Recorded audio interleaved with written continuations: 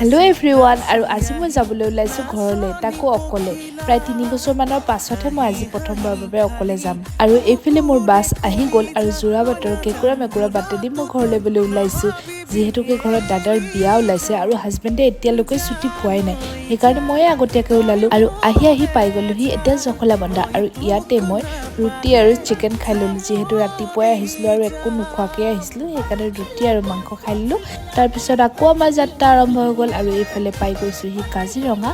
আৰু গৈ একেবাৰে বিয়লি বেলা পালোহি শিৱসাগৰ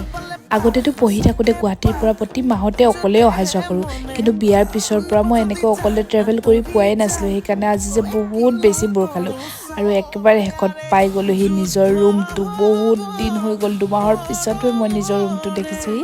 আৰু এইফালে আমাৰ টিকু মোক মানে দেখি ইমানে এক্সাইটেড মোৰ ৰুমলৈকে আহি মোৰ লগতে খেলা ধূলা কৰি আছে মানে এয়া দেখিছে